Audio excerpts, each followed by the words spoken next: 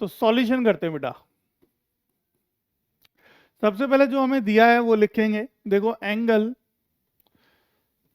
Given है, angle P O Y equal 90 degree. P O Y हमें 90 degree के equal दे रखा है। ए रेशियो बी का जो एंगल दे रखा है वो रेशियो 2:3 दे रखा है। ठीक है, तो angle A, let angle A is equal to 2x और angle B is equal to 3x। Okay, angle A और बी। देखो here angle P O Y आपको दिया है, इतना तो क्लियर है। एंगल पी ओ वाई आपको दिख रहा है, क्लियर है ना। In figure line X Y and M N intersect at O. दो लाइन है एक्स वाई और एम एन जो इंटरसेक्ट करती हैं एक दूसरे को कहां पर, ओ पर।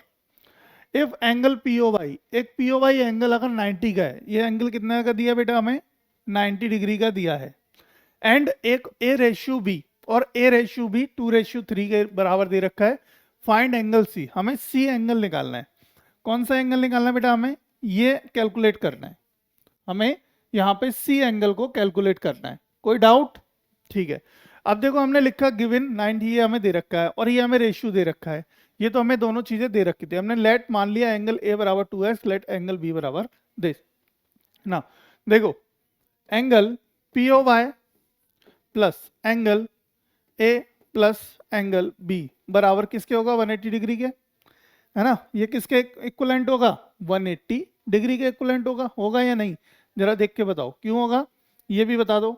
Linear pair, linear pair of angle, या कह सकते हो एंगल ऑन स्ट्रेट लाइन।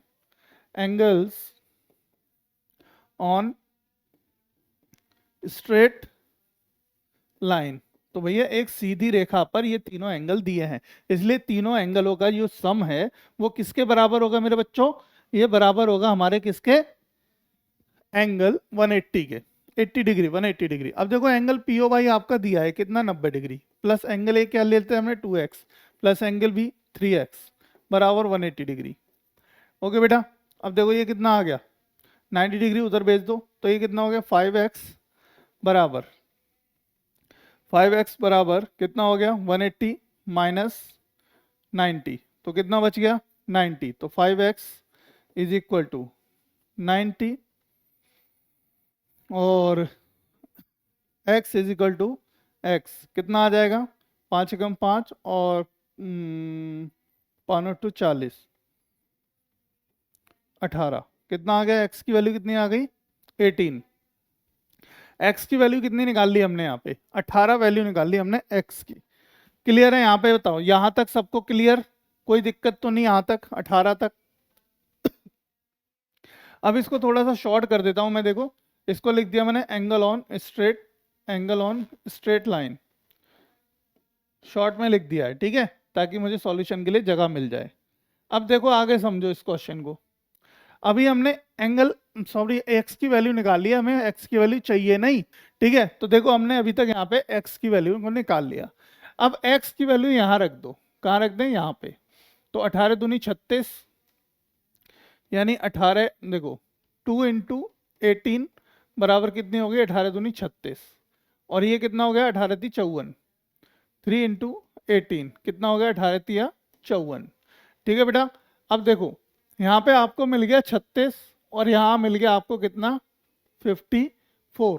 ये दोनों एंगल आपको एक तरीके से देखने को मिल गए कि एंगल ए कितना है और एंगल सी बी कितना है। तो एंगल ए बराबर आ गया बेटा 36, एंगल बी बराबर आ गया निकल के हमारे पास 54।